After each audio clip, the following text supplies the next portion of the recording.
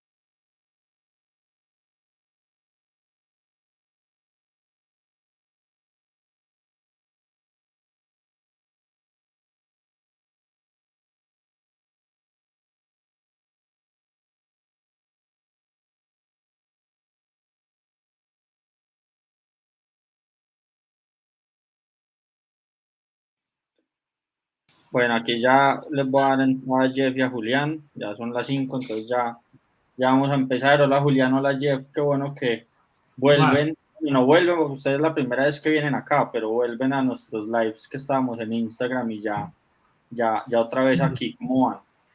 Bien, bien. Hola, Simón, ¿cómo está? Jeff, ¿cómo Muy están? Y a bien, todos, buenas tardes. ¿Cómo están?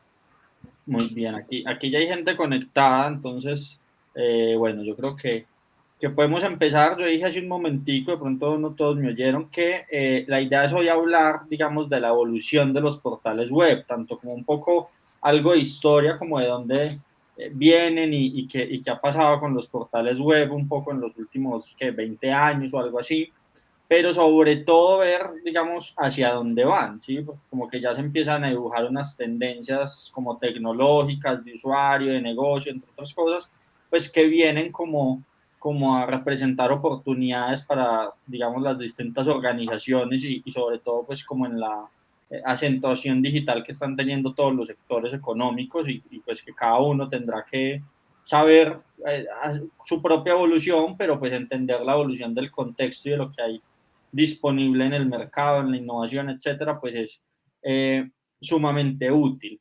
Entonces, yo quisiera como que empezáramos hablando un poco de la historia, digamos, o sea, primero, puede no irnos muy lejos ni profundizar tanto, pero cómo es que empiezan a surgir los portales web para las empresas, qué han sido, digamos, en los últimos 20 años más o menos, y para poder llegar a ver qué es lo que está pasando hoy que los empieza a hacer diferentes. No sé quién quiera empezar, le doy la palabra al que la quiera tener.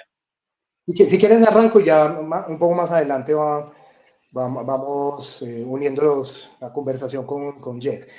Un poco el tema es, vale la pena hablar de este tema hoy es principalmente porque en los últimos 8 o 10 años, más o menos, todas las organizaciones o la mayoría de las organizaciones se han volcado muy fuertemente al desarrollo de las apps, ¿cierto? Unos 8 o 10 años, uno un poco más, uno un poco menos, pero básicamente como que en algún momento dejó de tener mucha gracia el mundo web y donde se veía que había cosas muy chéveres para hacer era pues en el mundo de las apps nativas, híbridas, bueno, y las diversas, digamos, generaciones o plataformas pues, o arquitecturas pues de las apps. Pero lo que ha pasado en paralelo es que ese mundo estuvo muy quieto, ese mundo estuvo más o menos desde finales de los 90, que fue donde arrancó, digamos, los brochures en línea, los sitios web. Fue una de las primeras aplicaciones del mundo web que se masificaron. Ha venido muy, como más bien, como más o menos los mismos principios, la misma idea, las mismas cosas durante un periodo de tiempo largo, ¿cierto? Como desde finales de los 90 hacia más o menos 2015, por ahí.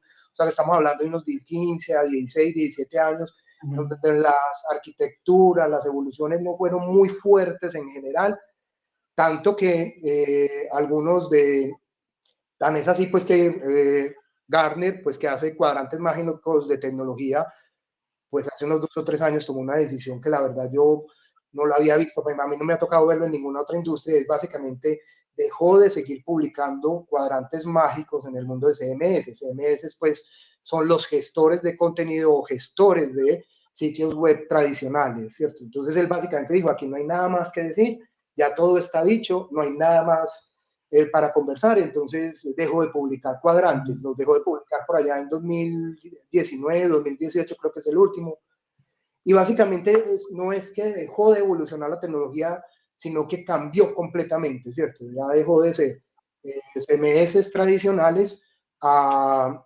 plataformas DSP, que ahorita vamos a entrar un poco más en detalle. Entonces hay como unos 5 o 6 grandes temas que ahorita vamos a tomar junto con Jeff, cada uno de esos elementos.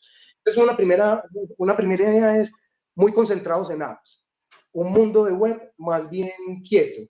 Ese mundo de web quieto empezó en mundos de portales públicos, comenzó a cambiar muy fuertemente en el 2017, 2018 y estos últimos 4 o 5 años. Ahora vamos a hablar sobre eso. Pero además de eso, esa no es la única cosa que históricamente ha sucedido, sino que además los portales públicos, que básicamente eran contenidos, se han venido como especializando con el tiempo. Entonces, uno puede identificar 3 especializaciones o subespecializaciones del portal público. Arranca el portal público, que era solamente contenido. Luego arrancan los portales transaccionales o privados, en donde ya los usuarios se autentican y hacen transacciones, es decir, los llamamos portales privados normalmente, o portal transaccional. En algunas industrias hace mucho rato, en otras no. Por ejemplo, instituciones financieras en Colombia, por ahí hace unos 20 años, al año, año y medio de estar los portales públicos arrancaron, en otras industrias menos. Por allá también, principios de los 2000, otra subespecialización que son los portales de comercio electrónico o de e-commerce. Entonces, con desarrollos como Éxito.com, bueno, Mercado Libre, todas estas organizaciones que venden productos con portafolios muy amplios.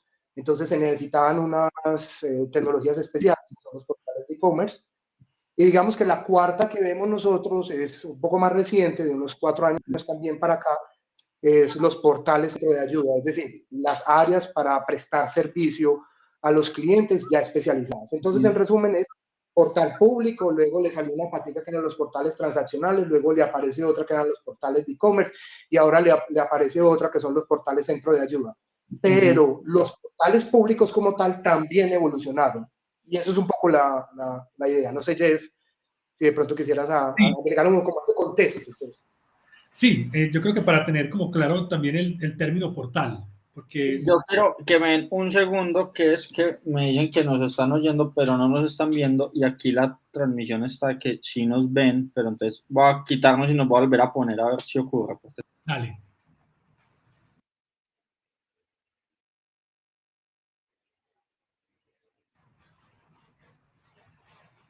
Sí, qué raro, estábamos ahí hablando y como que sí nos oyen, pero no nos ven, y ahorita que hice pues mi prueba, sí me estaba viendo aquí en el celular, pero perdimos como la imagen. Listo, ahora sí está todo bien. No sé, espérate que voy a recargar aquí para ver. Sí, yo creo que ya sí nos estamos viendo porque ya aquí me estoy viendo en el celular que puse la transmisión para estar seguro. Sí, creo Listo. que ya. Bueno, Que algo entonces, que nos escriban por el chat. sí, aquí ya estoy Sí, viendo los mensajes. ya, sí, que sí nos ven y escuchan. Listo, perfecto. Bueno. Jeff, volvamos entonces con lo del concepto de portal. Qué pena. Sí, digamos que cuando aparece la presencia en Internet, aparece una necesidad y mira que comúnmente las personas hablan de páginas, ¿cierto? Eso fue como emular el impreso en una presencia digital. Yo tengo páginas una tras otra, voy conectando. De hecho, el concepto de hipervínculo viene de la literatura, del hipertexto, esos textos que me conectan con otros, ¿cierto? Y el hipervínculo es eso, un texto que me conecta a otra página, ¿cierto? Casi que tiene esa relación. Cuando empieza a haber una necesidad mucho más grande de vaciar contenido, de tener contenido en esa presencia en Internet, aparece el portal, que es un lugar donde yo llego y no llego a ver un contenido como muy, digámoslo, editorial, ¿cierto? Sino que empiezo a ver varios contenidos donde una compañía me dice, yo hago esto, pero tengo esto, tengo estos servicios, tengo un montón de artículos, tengo un catálogo de productos y empieza a crecer. Y empieza a crecer no solamente en contenido, sino en necesidad de infraestructura y de tráfico. Es decir, empieza a tener diferentes visitas.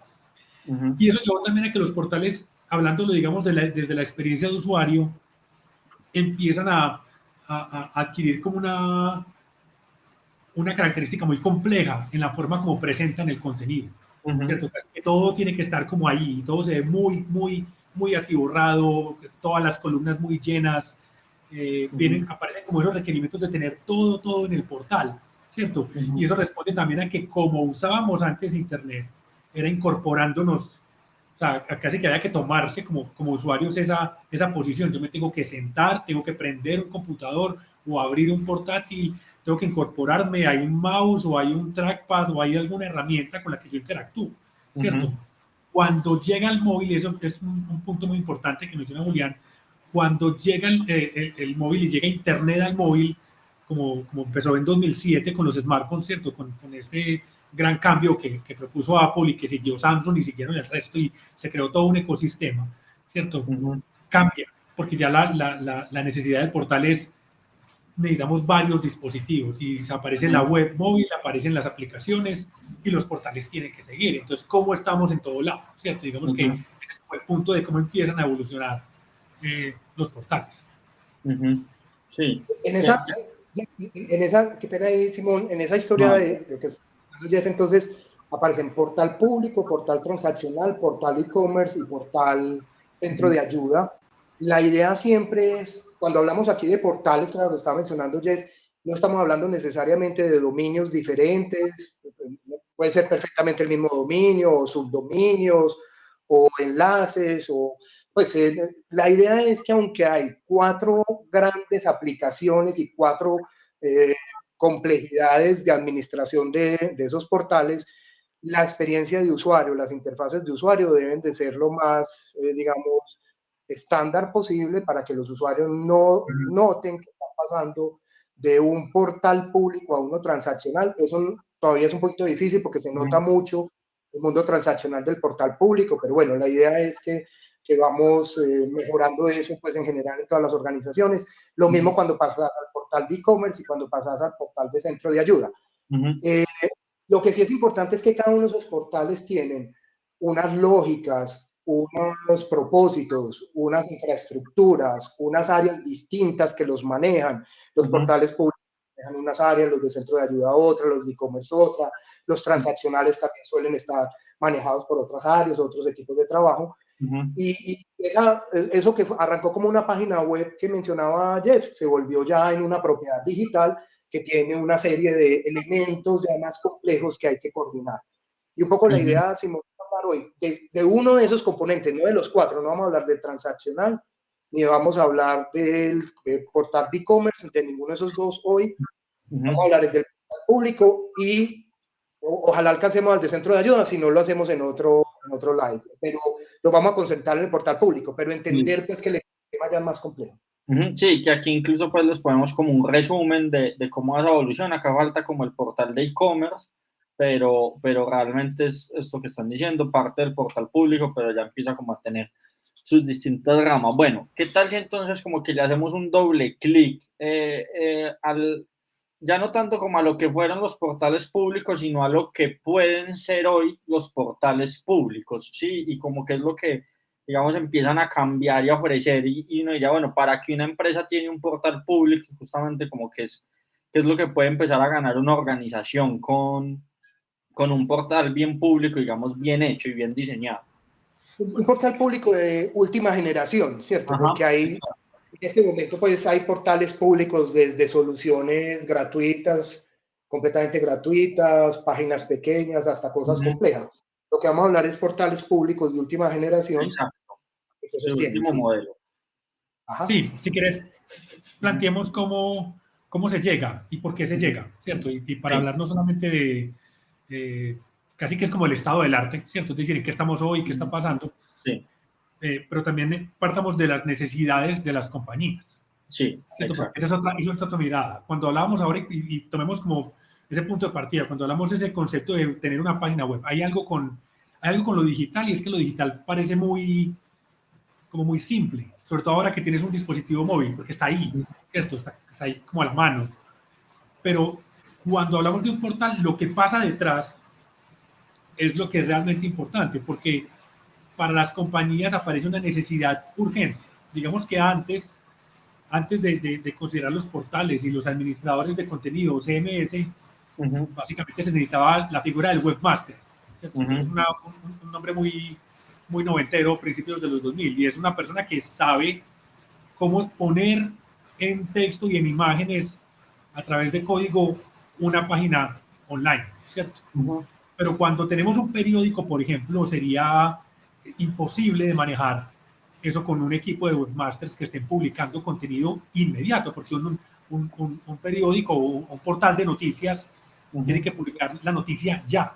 No es ahorita cuando pueda, no lo puede poner en un pipeline de procesos, sino que tiene que ser ya, ¿cierto? Y ahí aparece el administrador de contenido, que es clave en los portales, porque el administrador de contenido es el que le permite a una persona que no tiene conocimiento técnico poder modificar los contenidos del portal, poder agregar contenidos, poder editar. Y eso es lo que nos lleva incluso a lo que está pasando hoy, o a la tendencia en portales web. No sé, Julián, si tienes algo ahí. Jeff, si quieres, a partir de lo que estás mencionando, profundizamos sobre el primer gran cambio. O sea, vamos a hablar de 5 grandes cambios. Esos 5 grandes cambios que son Headless CMS, las plataformas de Digital Experience, la gestión multisite, los portales embebidos y los microfrontends, ¿cierto? Entonces, si quieres, devuelve. Esos son los 5 que vamos a hablar.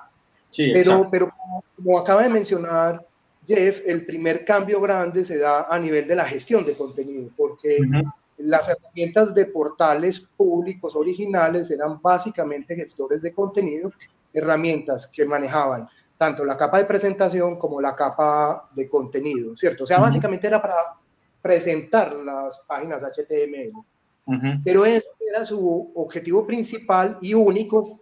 Se ha expandido a otros objetivos, que son los otros 4 que hay acá. Pero además de que se ha expandido, es que eso mismo también cambió. Entonces, cuéntanos en qué consiste el Headless CMS para que todos sepan ese primer gran cambio. Bueno, pero entonces hay que primero entender cómo no es un Headless, sino cómo es un CMS tradicional, un CMS tradicional, ¿cierto? Básicamente, y para entenderlo un poco más, a mí me gusta siempre hablar como de las necesidades, porque creo que las personas que nos están viendo también lo van a entender más fácil, no hablar desde la técnica o la tecnología, porque eso termina siendo a veces, digamos, entre comillas, irrelevante, ¿cierto? Pero entonces, ¿qué pasa? Cuando aparece la necesidad, como lo decía ahora, de publicar contenidos, ¿cierto?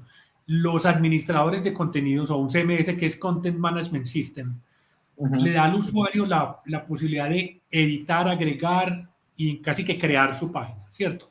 Y eso tiene pros y contras.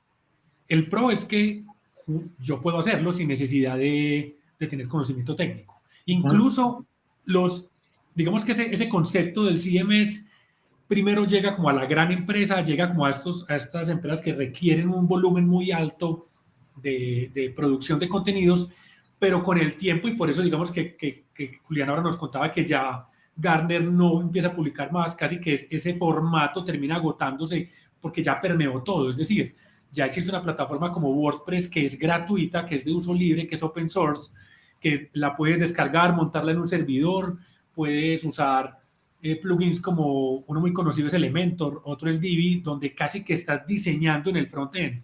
Entonces casi que pasa lo mismo, como los diseñadores gráficos no les va a gustar esto, pues, pero una aplicación como Canva ya empieza a, entre comillas, reemplazar al diseñador porque le entrega herramientas a quien no tiene el conocimiento para que cree sus cosas, ¿cierto? Entonces, en el CMS, cuando yo creo esa página, lo que estoy haciendo es como amarrando el contenido a la página que yo creé.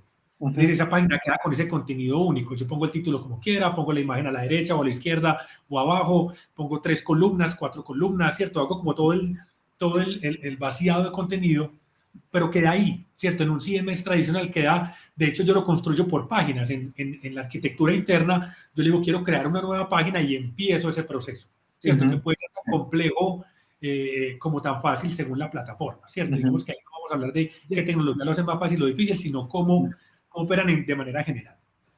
Cuando aparece...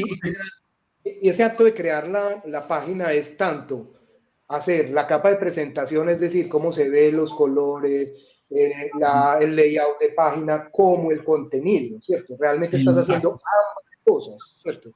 Y está fusionado, el contenido está embebido en la capa de presentación, metido ahí en la capa de presentación. Es el mismo archivo, estás haciendo las dos cosas a la vez.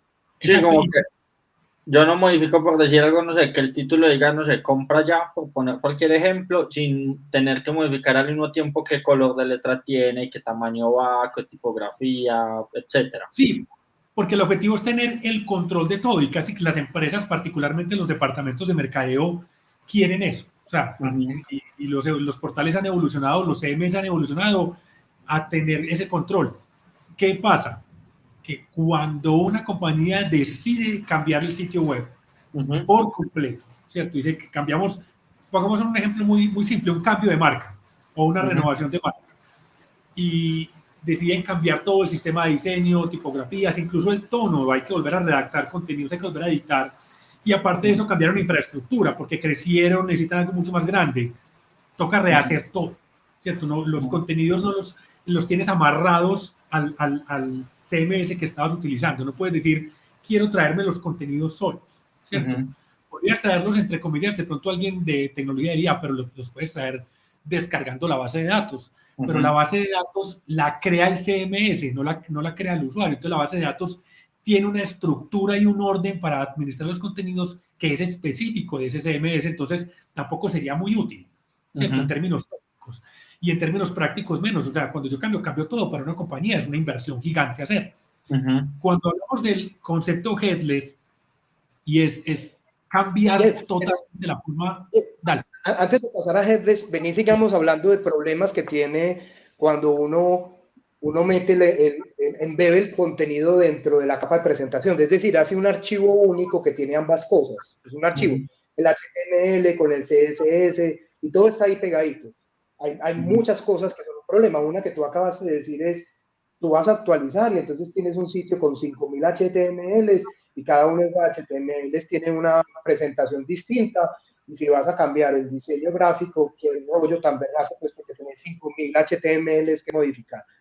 Pero también las probabilidades de que quien esté cambiando el contenido dañe la capa de presentación. De pronto quite una sentencia de HTML y borre el tamaño del título, o de pronto borre una gráfica sin darse cuenta. Entonces, que no tiene necesariamente la capacidad para manejar los códigos HTML, empieza a entrar a los archivos finales, pues a los archivos específicos que vas a visualizar y puede dañarlos.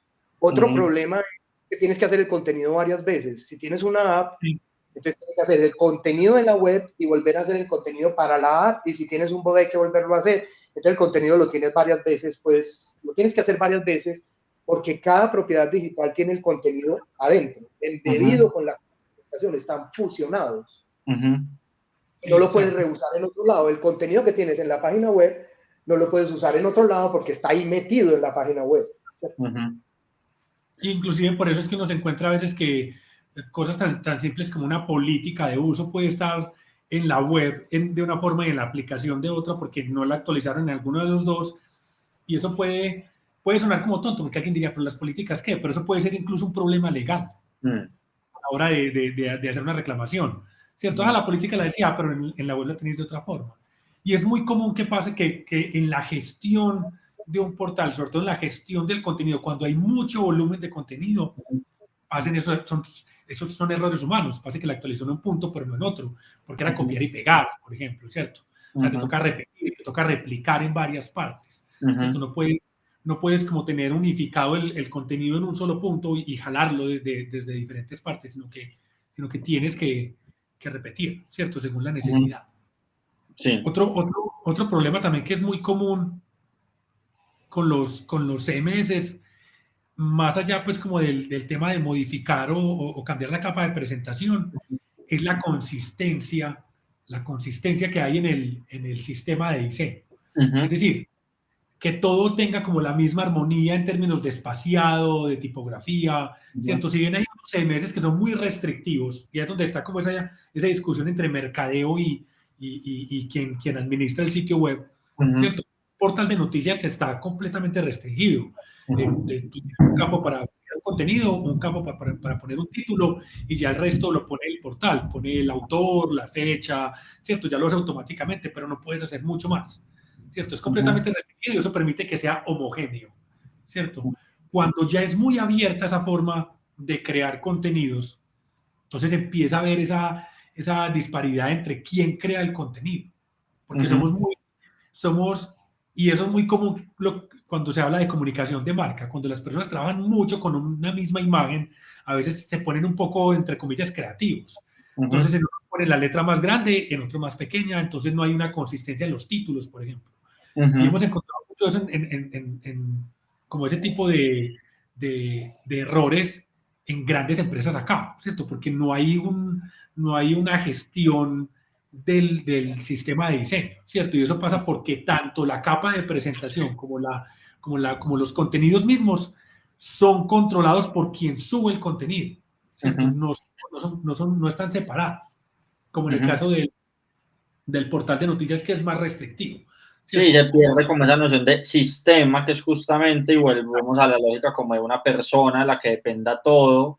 Es que creo que como que se multiplica un poquito, pero en últimas, como que esta articulación de equipos es más difícil, porque sería más fácil si justamente ya algo los articulara independientemente de lo que hagan. Exactamente.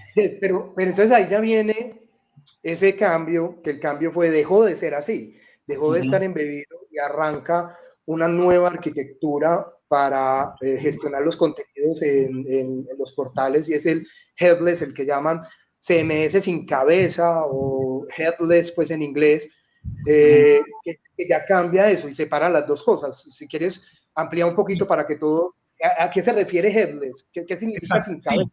Creo que no me da para ampliarlo por aquí porque es PowerPoint, pero si quieren leo lo que dice acá, ¿sí?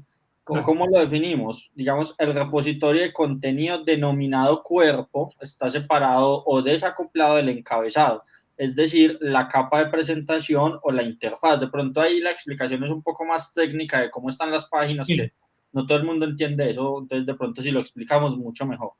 Sí, vamos a como darle un poco más de claridad a ese tema. Dame un segundito, por favor, yo cierro por acá. ¿Qué significa que esté desacoplado?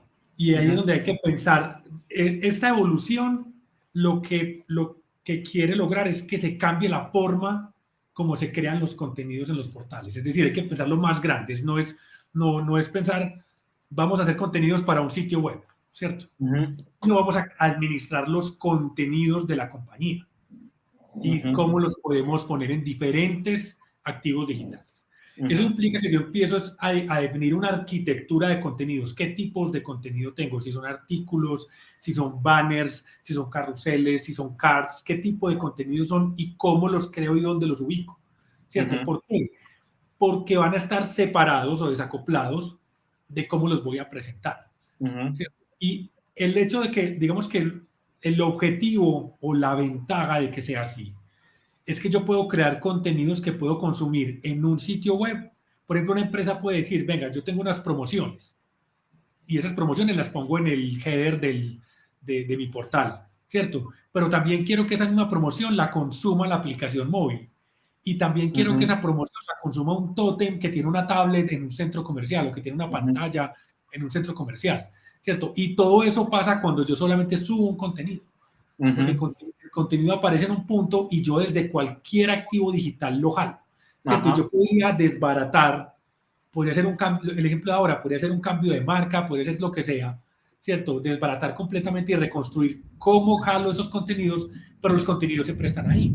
No tengo ni que reescribirlos, ni que... No, ahí están, ¿cierto? Y ese es como digamos que para sitios de e-commerce, por ejemplo, mantener productos, subir promociones, se vuelve ideal porque lo que hacen es que lo hacen una sola vez y lo distribuyen en diferentes canales, ¿cierto? Y ese es el objetivo principal.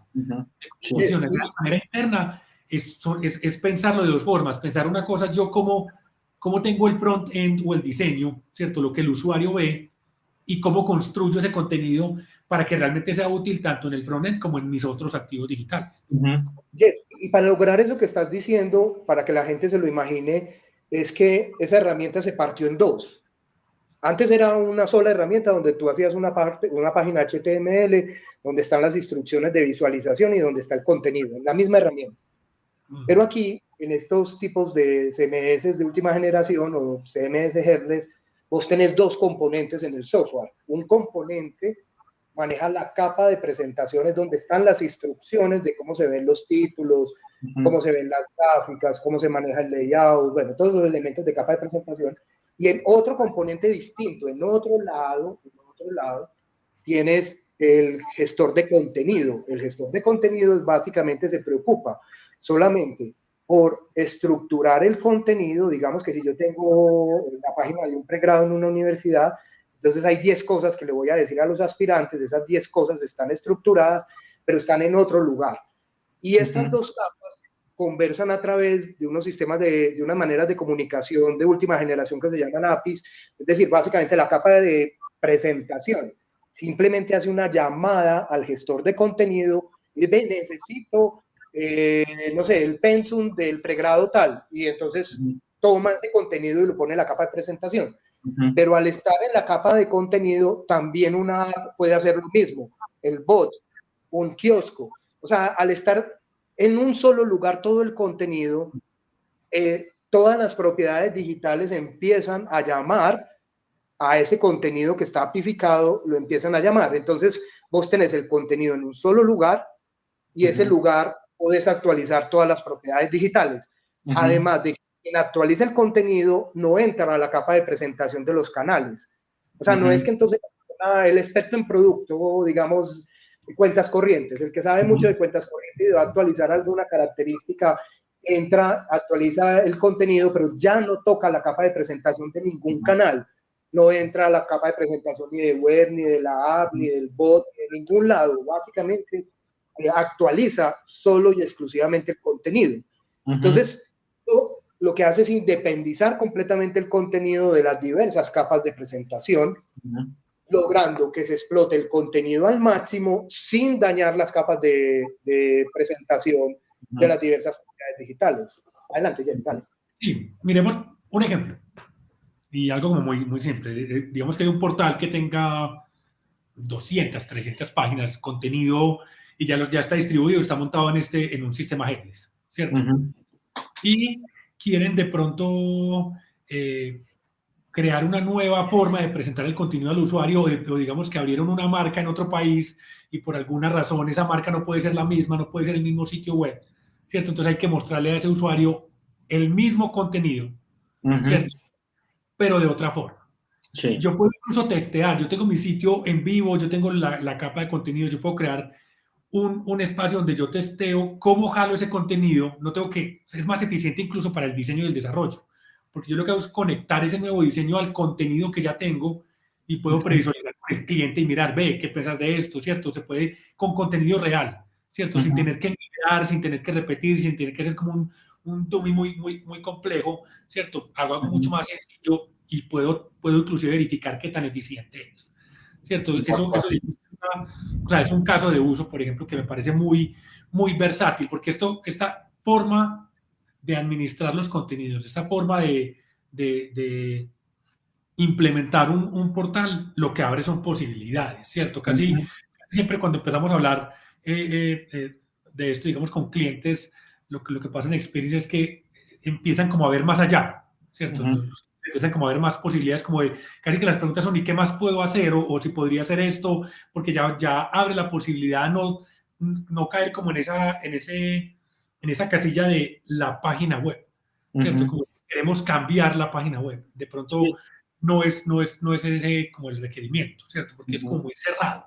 Esto abre mucho la posibilidad de lo que yo puedo o no puedo hacer, ¿cierto? Como lo decía Julián, si hay una universidad, por ejemplo, que presenta los pregrados de una forma y digamos que públicamente presenta el pensum, pero de manera privada a los usuarios que tengan la aplicación de la universidad, que quieren consultar su pensum, puede solamente jalar el contenido del pensum del semestre de ese estudiante específico desde el mismo contenido de la página, ¿cierto? Y ya eso no es un tema como yo lo desarrollo, y ya yo tendría que actualizar en el administrador de contenido ese pensum que es transversal a cualquier consulta que haga el estudiante, ¿cierto? Sí. Si no está vinculado, si sí lo está. Entonces, se vuelve mucho más eficiente. O sea, casi que los departamentos de mercadeo no tendrían que preocuparse por dónde más está. Si cambia un departamento de mercadeo, tiene que venir a aprender en una compañía dónde es que ponen todo, dónde ubican, cómo administrar todo eso. No, ya está centralizado, ¿cierto? Es mucho más centralizado. Jeff, y ese es un primer cambio, entonces, ¿cierto? El primer cambio, y es un cambio muy fuerte de la arquitectura de los CMS o de las herramientas que manejan los portales públicos. Pero si quieren, vamos evolucionando a las otras porque son 5 cambios. Sí, vamos allá. Sí.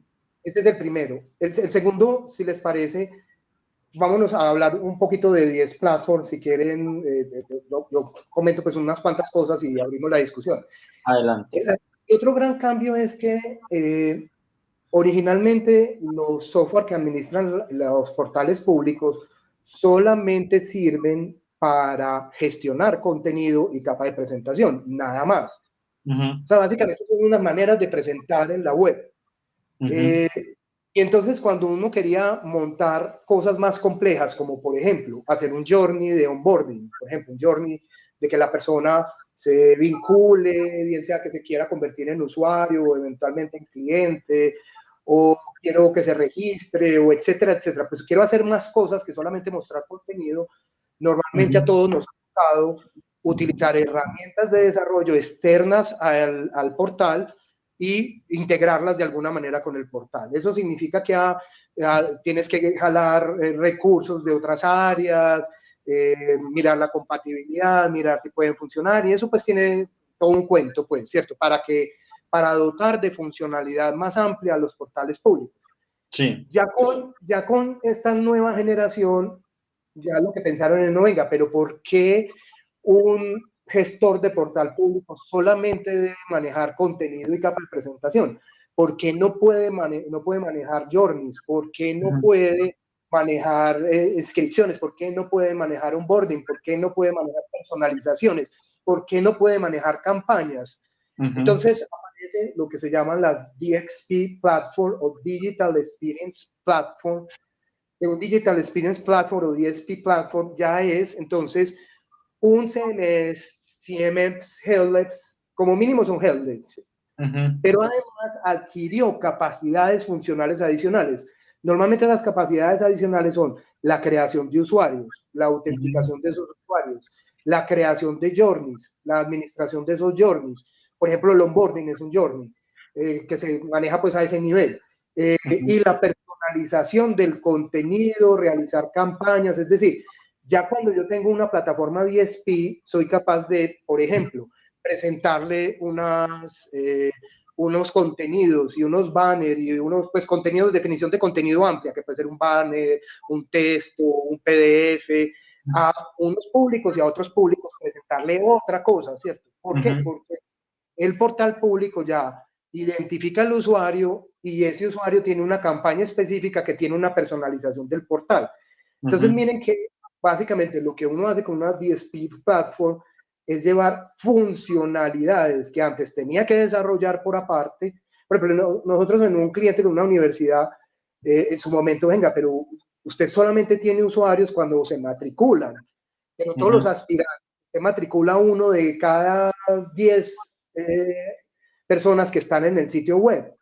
Y las otras personas, ¿qué pasa con ellas? Ah, no, nada. La otra 9 personas no le coge la información, no hace ninguna campaña con ellos, no les actualiza la información.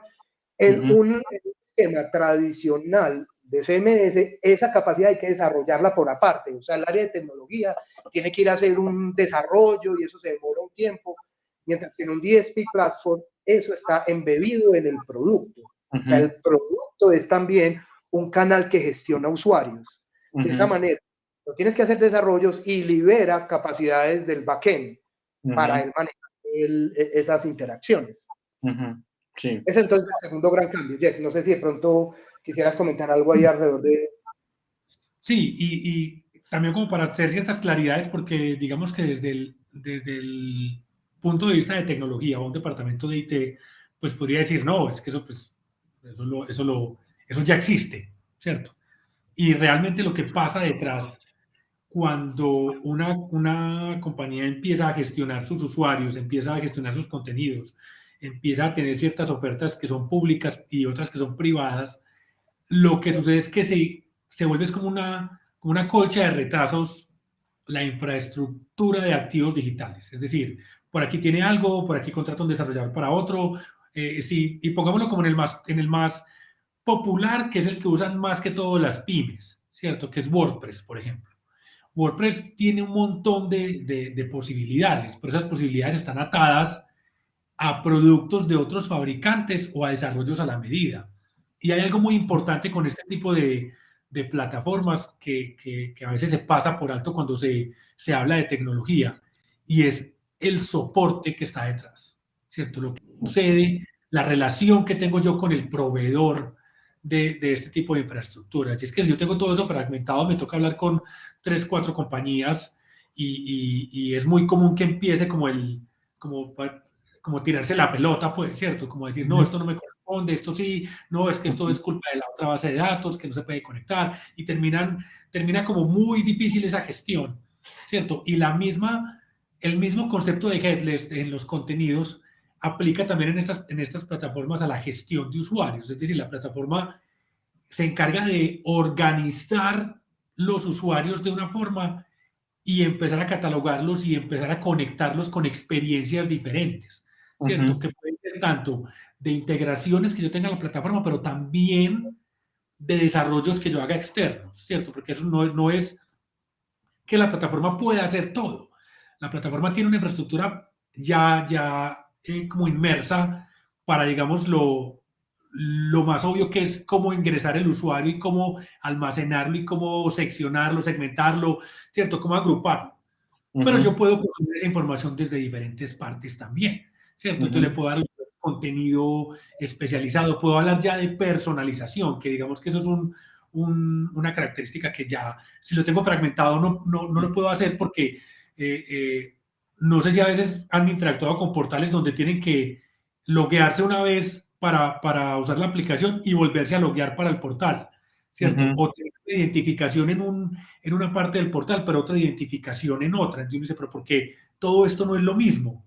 Porque no tengo los usuarios en un mismo lugar, así como tengo el contenido en un mismo lugar, y esos usuarios los conecto a diferentes propiedades digitales según la necesidad, según el tipo de usuario. Como el ejemplo, si está matriculado en la universidad, lo conecto de una forma, si no está matriculado, le muestro otro contenido, ¿cierto?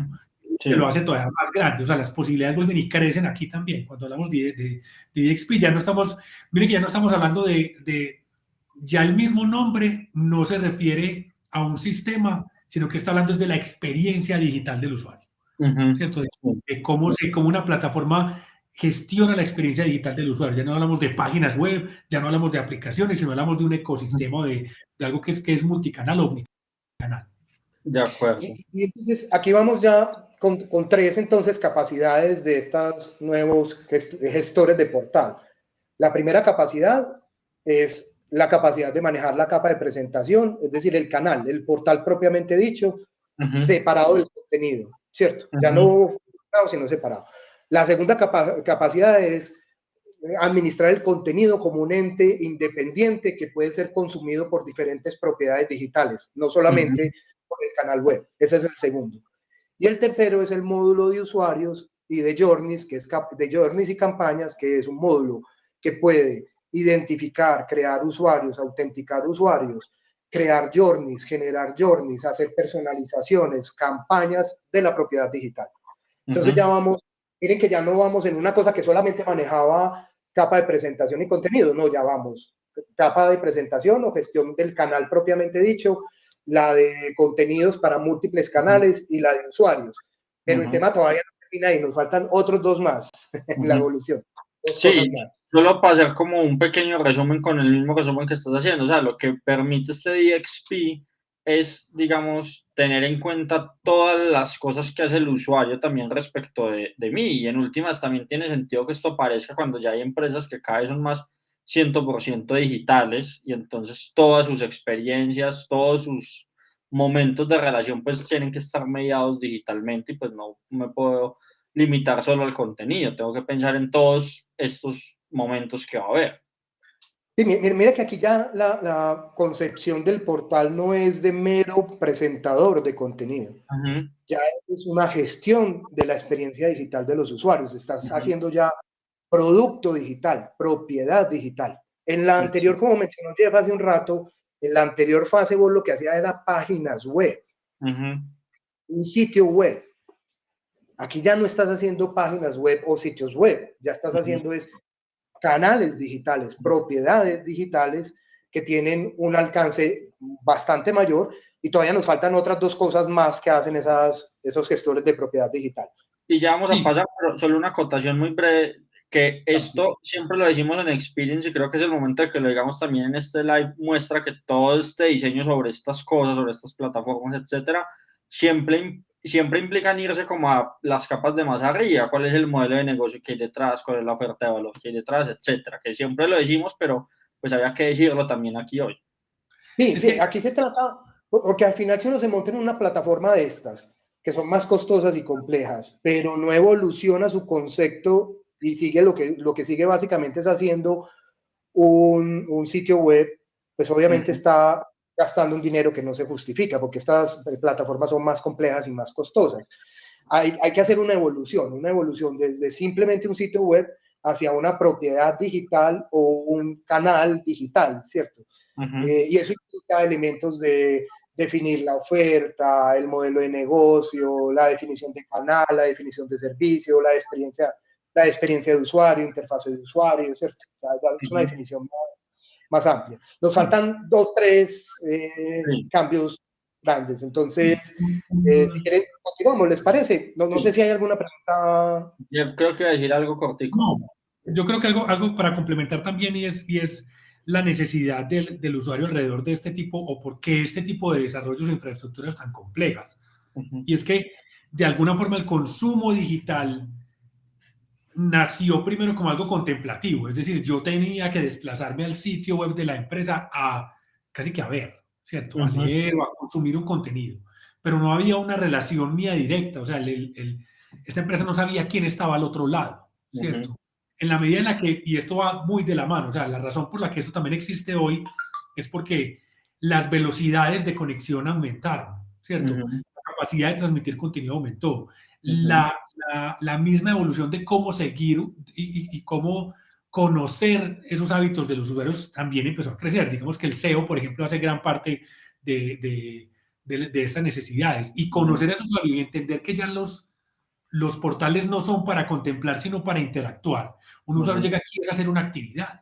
Un usuario llega a consultar un contenido, a hacer una transacción o a hacer una compra. Siempre llega con una intención no de ver qué está pasando, sino de realmente cumplir como con un objetivo, porque es que ya esa fase contemplativa está en las redes sociales, ¿cierto? Y cuando el usuario se sale de ahí, se sale es porque tiene que hacer algo, porque tiene que haber una interacción o una acción para su vida, ¿cierto? Y ahí es donde estos portales, digamos, que cumplen o llenan esa necesidad, teniendo en cuenta el modelo de negocio, teniendo en cuenta las necesidades de la compañía, teniendo en cuenta como toda esa capa superior.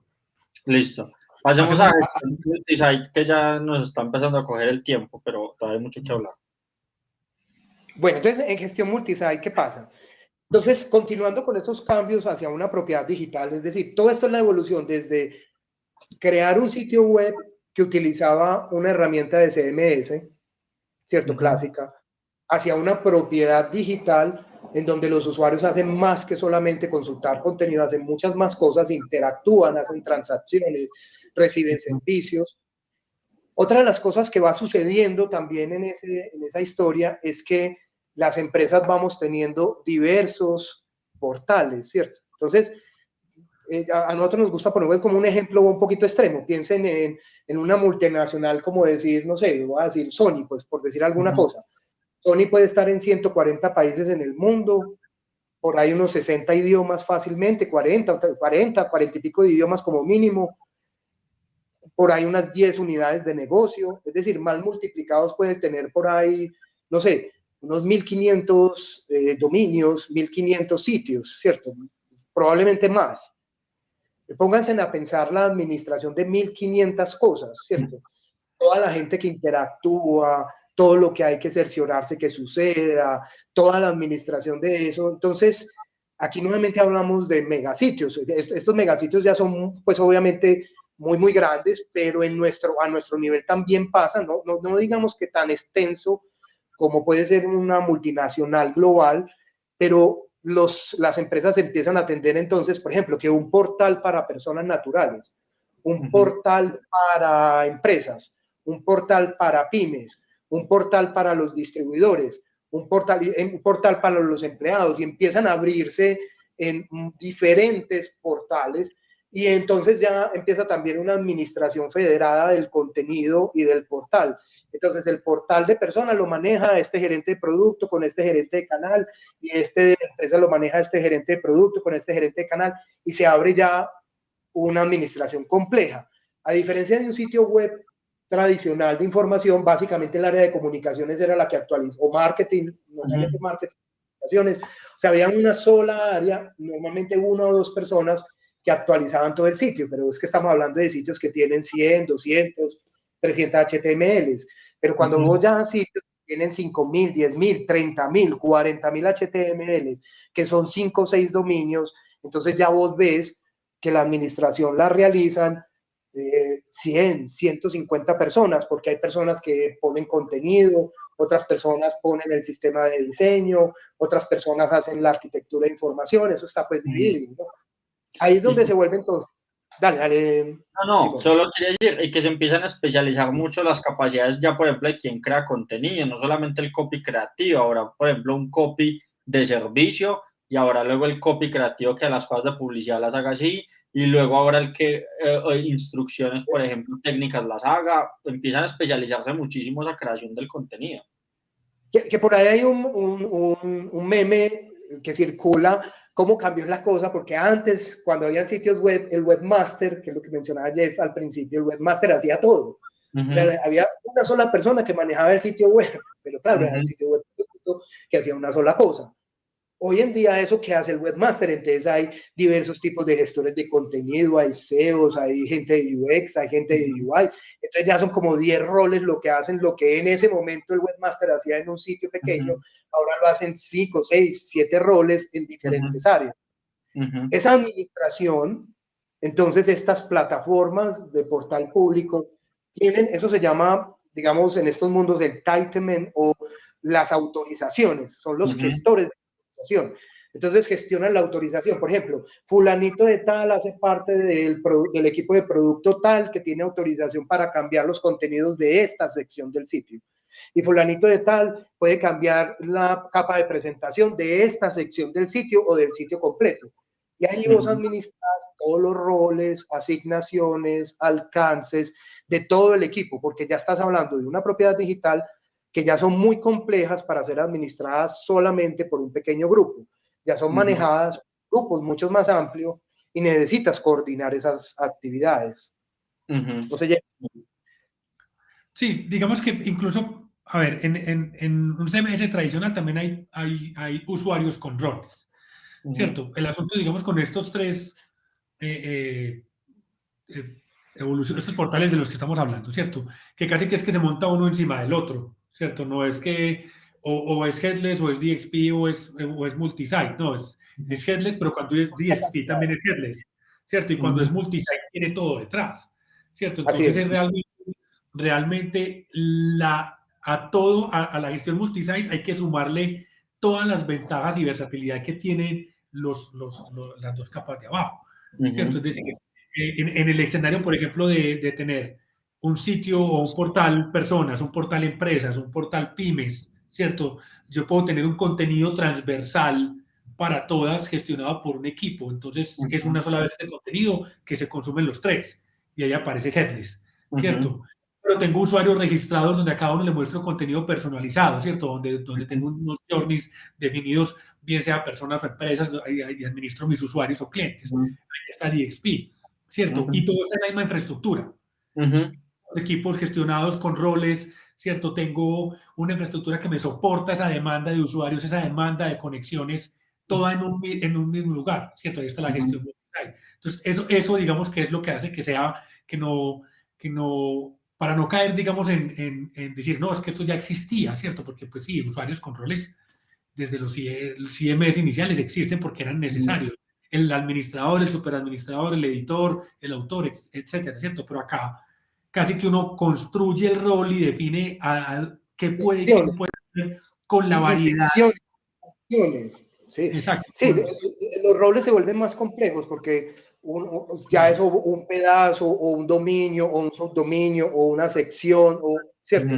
Pues precisamente por esos elementos masivos. Entonces, miren, ya vamos en que esa solución tiene una cuarta capacidad, la capacidad de administrar roles y secciones de un multisite, ¿cierto? Que tiene diversos subdominios, áreas y múltiples usuarios con diferentes autorizaciones para manejar diferentes cosas dentro de ese sitio, ¿cierto? Ahí ya vamos con 4 cosas que hace ese, digamos, nueva generación. Miren todo lo que ha pasado desde la página web montada en WordPress a lo que es montar estos sitios que ya son portales, ¿cierto? Son propiedades digitales, como hemos dicho. Y ya para terminar, entonces, si quieres yo hago una introducción y terminamos ahí voy a explicarlo desde el mundo de negocio, porque esto es un tema técnico muy especial, pero voy a tratar de contarlo desde el punto de vista de negocio para que se entienda qué pasa. Fundamentalmente, cuando aparecieron los portales transaccionales en instituciones financieras, por ejemplo, BIC, hoy Bancolombia, hizo el portal transaccional por allá en el 98, es decir, hace ya mucho rato, como 20 y pico de años, que fue de los primeros en América Latina. Y hay otras instituciones que se han demorado un poco más, y bueno, las universidades ya tienen muchos, ya casi todas las empresas medianas y grandes tienen capacidades transaccionales en sus portales públicos. Pero lo que ha sido una constante a través de todos estos años son dos. Una, están separados. separados es que un portal privado, yo entro a un lugar donde hay una autenticación, me autentico y entro al portal transaccional. Entonces, son dos cosas aparte, portal público, portal transaccional o portal privado, y yo como usuario diferencio esas dos cosas, ¿cierto? Además, las interfaces de usuario, es decir, lo que tú ves como usuario, los layouts, los journeys, los iconos, los colores y todos los elementos pues, de la interfaz de usuario son diferentes. Normalmente diferentes significa que son más feos los transaccionales. O sea, normalmente los portales públicos son bonitos y cuidados y muy agradables desde el punto de vista estético y con experiencias muy depuradas de que va primero, segundo y tercero, pero cuando pasas al mundo transaccional, eso se vuelve más feo. Hay unos muy, muy feos. Pues la verdad uno ve todavía muchos portales privados o transaccionales muy antiusuarios, casi que son unas pantallas viejas con alguna que otra cosita medio arreglada, pero con cosas muy antiusuarios, ¿cierto? Y eso ha sido no porque las organizaciones quieran, no, es que las organizaciones se propusieron torturar clientes y hacen los portales transaccionales feos y con UX feo, pues o con inadecuado, no es eso lo que pasa. Lo que pasa es que las tecnologías que manejan el mundo transaccional no están pensadas para manejar la capa de presentación o la experiencia de usuario. Entonces, si vos tenés un core bancario, el core bancario está pensado para manejar las cuentas corrientes. Si vos tenés un core en una institución de educación, está pensado para manejar las notas y así sucesivamente. Cada elemento transaccional tiene su foco, es en la transacción del negocio, no en la capa de presentación de usuario. Entonces, eso ha sido como algo como lo que todos convivimos, ¿cierto? Como que eso no hay mucho que hacer, eso es algo que todos sufrimos. Las portales transaccionales o portales privados son feos, con experiencias de usuario reguletas, y todos los usuarios estamos condenados a sentir el cambio. Eso, digamos que ha sido como lo que ha venido pasando en todos estos años, ¿cierto? 20 años con ese cuento.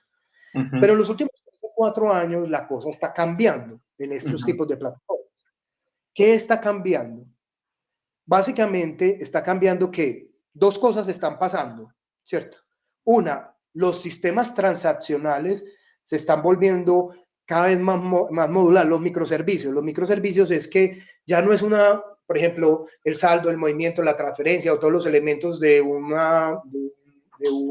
software de una universidad están presentes, sino que cada cosita se vuelve como un servicio. Entonces un servicio se llama las notas, un servicio se llama el horario, otro servicio se llama los salones, en un banco un servicio se llama el saldo, otro se llama el movimiento. O sea, cada una de esas capacidades transaccionales se vuelve un servicio, lo que llaman microservicios. Sí. Esos microservicios ya pueden ser tomados por estas herramientas de portales, de nuevas generaciones de portales, y ellas tienen una capacidad que se llama microfrontend, que se une a ese microservicio.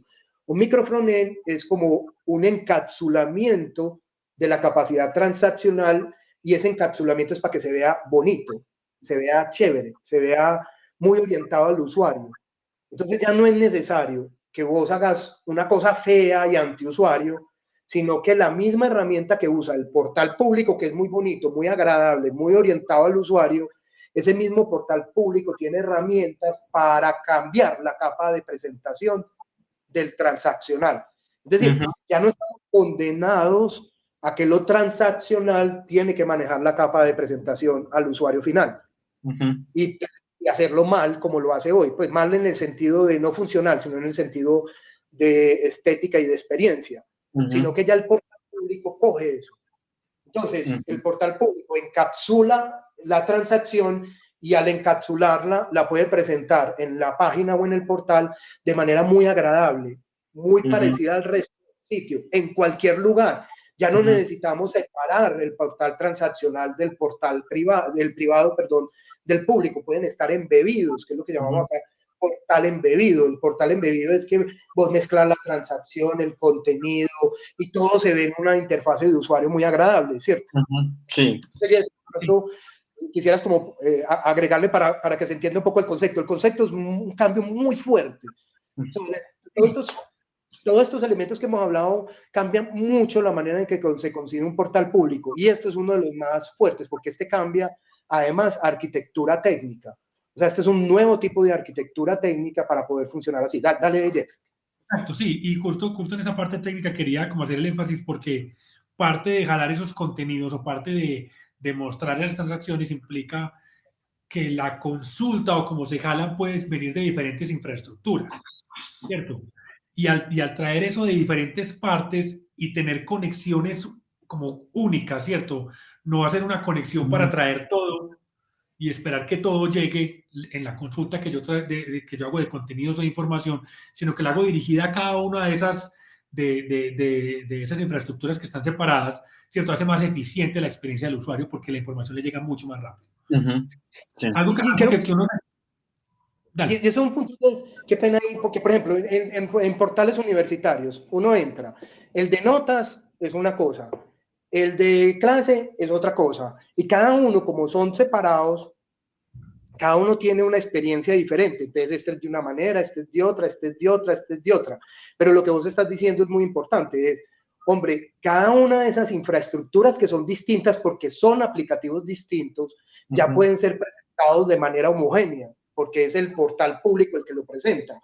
Entonces, no importa, atrás hay un gato, un perro, una gallina, un delfín, todo se ve de la misma manera, porque es el portal público el que hace la presentación, no el aplicativo. Sí. No, y que ya incluso creo que uno como usuario empieza a notar las empresas en las que esa continuidad se da y las empresas en las que no, y como que también ahí ya se empieza como a sentir mucho mejor y más como de avanzada la que sí logra tener esa unidad frente a la que se queda un poquito atrás. Sí, es que digamos que para ir como ya cerrando pues ese concepto, digamos que la necesidad que aparece cuando hablamos ahora de hacer transacciones o de interactuar, del usuario interactuando con la herramienta, las primeras herramientas que se crearon bajo el reto tecnológico de hacerlo. O sea, es decir, cómo yo muestro en un sitio web el saldo, cómo yo en un sitio web hago una transferencia bancaria, o sea, algo que el usuario se desplazaba a una oficina, lo hacía virtualmente. Ese reto tecnológico llegó a que el desarrollo se hacía, era como se podía hacer, ¿cierto? No se pensaba, bueno, ¿cuál es la mejor experiencia? ¿Qué le preguntamos primero al usuario? Ya damos por hecho que tiene el saldo, ya damos por hecho que lo conoce y hace 2 o 3 pasos y se fue, ¿cierto? Ya ahora lo que estamos haciendo hoy, ¿cierto? En los últimos años es mejorar esas experiencias porque el mismo usuario ya está habituado al mundo digital. Y eso hace que digamos que este tipo de soluciones empiezan a responder a esas necesidades. Que claro, como lo que lleva como para que tampoco sea como listo, es más bonito, pero digamos que ese asunto de la estética y la belleza tiene un asunto con la coherencia de cómo lo ve el usuario, cómo percibe la marca, cómo se relaciona con el activo digital, ¿cierto? Algo que es bonito es armonioso, algo que es armonioso es fácil de usar, ¿cierto? Que digamos que es mucho más amplio que un asunto, para que no lo perciban, que nos ven como es un asunto estético, ¿no? O sea, el hecho de que uno lo diga así es más coherente y es más bonito. Detrás hay un montón de trabajo que cuando el diseñador lo hace o el equipo de diseño lo hace, termina siempre en esa sensación del usuario. Le parece agradable, le gusta, le parece bonito, pero no sabe lo que hay detrás, no sabe que se lo hicimos más fácil, por ejemplo, y él no se dio cuenta. Solo una cosita, que es esa estética entendida en función de potenciar y mejorar justamente lo que se le está ofreciendo al usuario, no la estética por la estética. Y la estética como potenciador de lo funcional.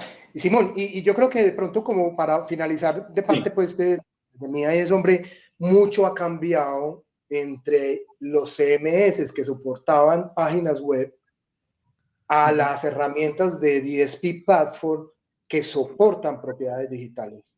Mucho ha cambiado. Y hoy le toca a uno, cuando está en marketing digital, producto digital, canal digital, pensar para su organización cuál es el propósito y el rol que juega el portal web. Básicamente, una presentación simplemente de contenido, como si fuera un sitio de hace unos 20 años, o ya hay que evolucionar hacia una propiedad digital que tiene un impacto mayor. Si esa es la respuesta, que para muchas empresas lo es, no para todas tampoco. Hay empresas que todavía sitio web es suficiente, pero para muchas es necesario hacer esa evolución, ya las herramientas y lo que se requiere es diferente. Sí, y también como para complementar ahí ya en este último minuto, digamos que lo más importante de esta evolución Y la razón por la que hicimos también este live hoy es precisamente que las empresas empiecen a ver ese cambio y que lo entiendan, porque es un cambio en la forma de ver la estructura y la arquitectura de las propiedades digitales, ¿cierto? Es como las construyo y cómo las concibo, no desde como lo decía antes, no desde la tecnología o desde lo que se puede hacer, sino desde la estrategia y el modelo de negocio, que es muy diferente, bajando desde la estrategia de negocio, lo que requiere el usuario y la infraestructura que me soporta esa visión, y no al revés de, bueno, ¿qué me ofrece un sistema? ¿Yo qué puedo hacer con él? Lo pongo a la berraca y como lo haga el usuario, ¿cierto? Es cambiar la forma de pensar y salirse del esquema de voy a hacer una página web, ¿cierto? Tengo que cambiar el sitio web. Hay que pensarlo como más grande, ¿cierto? Y esto es lo que permite es eso precisamente. De acuerdo. Los microfrontends como que no los alcanzamos a abordar, pero de pronto una palabra. Sí. Los microfrontends son ese encapsulamiento del microservicio de la transacción. O sea, el microfrontend es la capacidad del portal público. Ok, es como la manera como se logra, perdón. Ajá. Listo. Sí, es que un resumen así. Microfrontends puede hacer portales embebidos. Porque el microfrontend, al ser una pieza que puedes mover en cualquier lugar, ya no tiene que estar allá. Ya la puedes traer al portal público, ¿cierto? Súper claro. Yo creo que falta de pronto una conversación, ya no la alcanzamos a tener hoy, pero que de pronto sería bueno tenerla adelante, y es sobre cómo debería ser cada empresa como ese proceso como de reflexión y de indagación interna de, bueno, hacia dónde tengo que evolucionar yo, ¿sí? Porque digamos como que es lo importante ahí para empezar a verlo, pero yo creo que podría ser el tema de otra conversación, incluso de una conversación pues incluso abierta pues con otras personas, en un webinar, en algo así, pero bueno, ya miraremos. Sí, como hablar de la arquitectura, de cómo pensar, cómo hacer esa planeación, o cómo mirar desde arriba el ecosistema digital, porque se convierte en la gestión del ecosistema digital de una compañía, ¿cierto? Y a eso apunta pues toda esta evolución. Exacto.